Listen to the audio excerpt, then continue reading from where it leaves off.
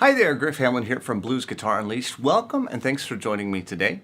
Over the next few minutes, you'll see how you can play a really great sounding blues solo with just 4 notes. Now to get the most out of this video, I encourage you to watch it through one time before you try it on your own. But before we break it down, let's take a listen so you can hear what it sounds like when you're done. 1, 2, 1, 2, 3, 4.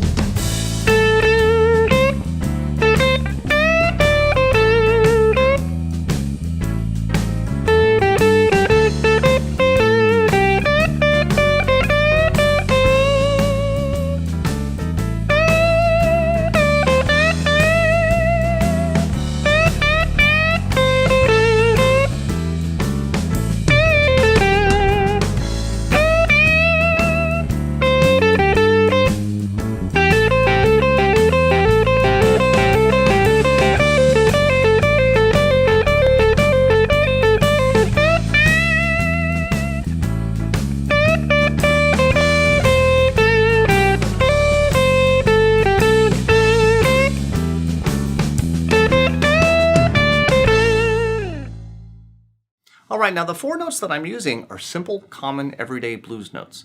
Since we're in the key of A, it's all right here with my 3rd finger on the A, then my 1st finger on the G below that. So A here is at the 10th fret, G is at the 8th. I got those 2 notes, and then I just move up a string to get the C at the 8th fret of the top string and the D on the top string with those same 2 fingers.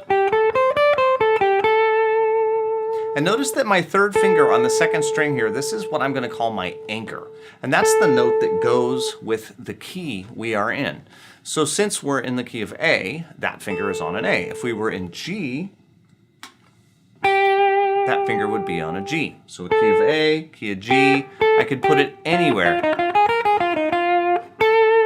So I have again just those 2 strings, 2 notes on each of the 2 strings. Key of A, key of G, key of F, key of E. Just wherever that 3rd finger is, that is the anchor.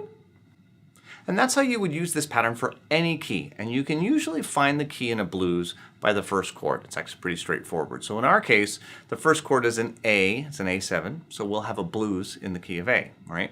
Now, if you look at the tab, you'll also see that I have this solo broken down into individual pieces or licks.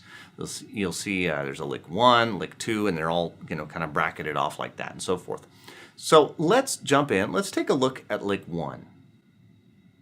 1, 2, 3, 4, 1.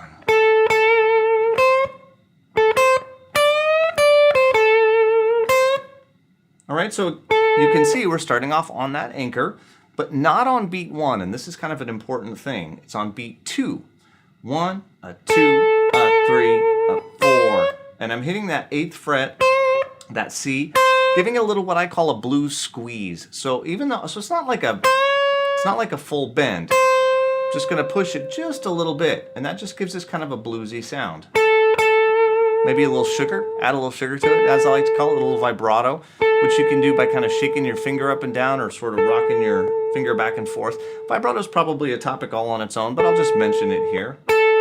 So I've got those 2 A's, the C, back to the A, and back to the C, and now I'm going to grab that D, which is the 10th fret on the 1st string, and I'll bend it a full step. And again, bending is probably a video all by itself, but if you've ever done a bend, you'll notice I've got 3 fingers doing the work here. So I want to go up a whole step. Make it sound like the note a whole step up, or a full step, 2 frets. Then return, then back to the C and the A. And then the very last thing, you'll see that this time, when I hit the C, I really am going to go for about a half step bend. And that's to take us from a minor to a major sound. So if you want to kind of put this together nice and slow, one thing that I always encourage students to do, a lot of people have trouble with the beat and with keeping time and getting things where they need to be in time. So I encourage you to count things out loud. I don't know why, but it just seems to make a difference. When you count them out loud, your ear takes it in and it just really seems to work a lot better. And I've got a lot of stories I can pass along of students finally seeing the light on this one. So please count out loud if you struggle at all with time, and it will take care of it. Okay, so let's do it together. Count it through with me. Here we go. 2, 3, 4, 1, 2, 3, 4, 1, 2, 3, 4, 1, 2, 3. Again. 3, 4, 1, 2, 3, 4, 1, 2, 3, 4, 1, 2, 3, 4.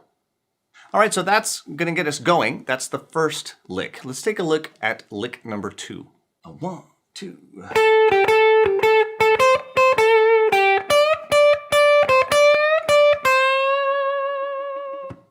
Okay, so you can probably tell, really just a lot of bouncing back and forth between the 10th fret and the 8th fret. 10, 8, 10, 8, all on the second string. 10th fret A on the second string, back up to the C, down to the G, A and G. Get that 10th fret D bent up again, but then return it. And we're going to talk about the rhythm here, because you're going to notice that it's going to go 1 and 2 and 3, and that's good. That's a little bit tricky. So if we do this whole thing, and we're going to have to count it in triplets in order to do this, and it's 1 and 2 and 3 and 4 and 1 and 2 and 3 and 4 and 1 and 2 and 3 and 4 and 1. And again on that 8th fret here at the very end, that C, we're going to bend it up to a C sharp, just a squeeze. But we're going to hold it a little bit this time. And that might be a little bit of a challenge. It definitely takes a little bit of practice and a little bit of patience to get the pads on the fingers to handle a first finger bend like that. But it most certainly can be done. Don't be afraid to go to 8 or 9 gauge strings. B.B. King used 8 gauge strings. Billy Gibbons used eight. It's hard to say 8 gauge strings. Don't be afraid to use light strings if that helps you. Okay, let's keep going. Lick number 3. 1, 2, 3, 4, 1. All right, so you can probably see this is pretty straightforward. Bending up that D to the E at the 10th fret of the high string, return to the D to the C, bend that D up again, and we're going to do it twice. Give it a little sugar if you can. So 3, 4, 1, 2, 3, 4, 1, 2, 3, 4.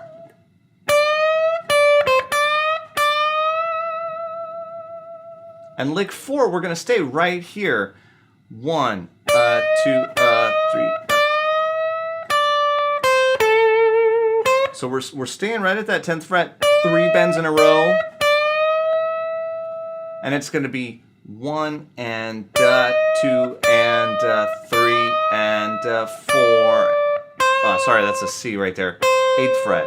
So 1 and 2 and 3 and 4 and 1. To the 10th fret, the A, and beat 2. Again, that little blue squeeze, the 8th fret on the first string. If this is our anchor, if this 10th fret on the second string is our anchor, or our root, you might call it, then this note here is called the flat third. And if you push it up just a little bit, it becomes what's called the major third. And one of the really important things about blues is sort of mashing together major and minor sounds. Again, probably a topic for another video, but I want to mention it here, that's what's going on right there. Okay, let's take a look at the next lick. 1, 2, 3, 4, 1. Okay, so notice on this one, I'm going to bend that 10th fret up and down, pull off to the 8th fret, down to the 10th fret on the second string, and then the 8th fret below it. 1 and 2 and 3. 1 and 2 and 3. And I'll tell you, on a lick like that, the big thing is keeping time on that bend and release. That is the key to making that sound good. A lot of people will kind of kind of fly through it. You want to really give those notes their independence.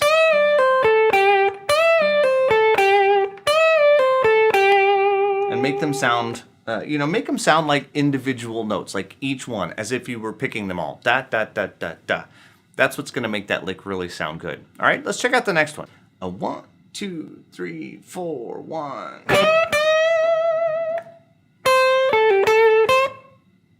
Okay, so again, that 10th fret bent up twice. 1 and 2 and 3 and 4 and 1 and 2 and 3 and So notice I've got that 8th fret, 10th, 8th, 10th on the second string, 8th fret on the first string again. 1 and 2 and 3 and 4 and 1 and 3 and 3 and 4. Again, 1, 2, 4, 1. Notice that I did a pull off there, and there's no reason you can't, or you can pick it. Either one, it's all going to sound okay. But lick number 7 is all about the hammer-ons and the pull-offs. So I'm going from 8 to 10 to the 8 above it. So 8 to 10 hammer-on the second string, 8th fret on the first string. 1 and 2 and 3 and 4 and 1 and 2 and 3 and 4 and now I'm going to reverse it and go up to the 10th fret on the first string for lick 8 and do pull-offs. 10 to 8 to the 10 on the second string. 1 and 2 and 3 and 4 and 1 and 2 and 3 and 4 and 1 and 2. Again, that 10th fret bent all the way up. So lick 7 and lick 8 together, 1, 2 and 3 and 4 and 1 and 2 and 3 and 4 and 1 and 2 and 4 and 1 and 2, 3 and...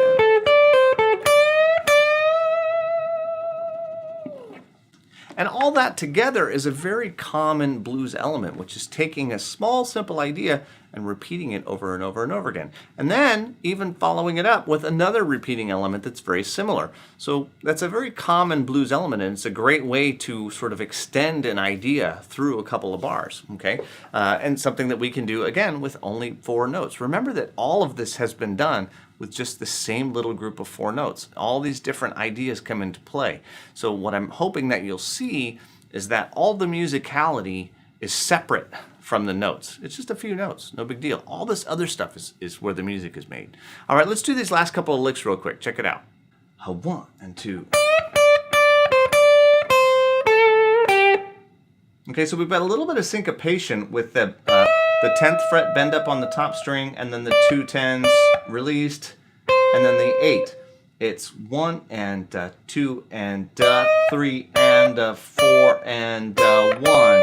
And then these are all on down beats. 10th fret, 8th fret on the first string, 10th fret, 8th fret on the second string. 1 and 2 and 3 and 4 and 1 and 2 and 3 and 4. For lick number 10, we're basically going to do that again. I do a little grace note hammer on back to the 10th fret, 1, 8th fret on the first string, 10th fret, 8th fret, 10th fret on the second string, 1, 2, 3, 4, 1, 2. So there's that 10 on the second string. There's my anchor when the new chord comes, the A, and then that little half step squeeze. And the last one, back to the root, to the 8th fret, do that bend one more time, return, 10, 8 on the first string, and 10.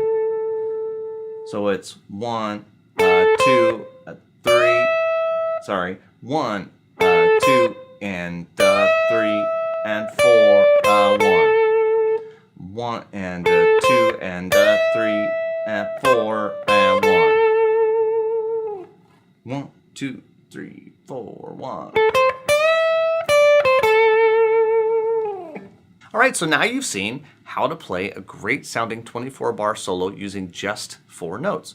And if you look around, you're going to see many examples of this pattern being used by all the greats. Stevie Ray Vaughan, B.B. King, Freddie King, Buddy Guy, Clapton, and so on and so on and so on. Okay, so be sure to download the jam track and the tab for this lesson and really try it for yourself.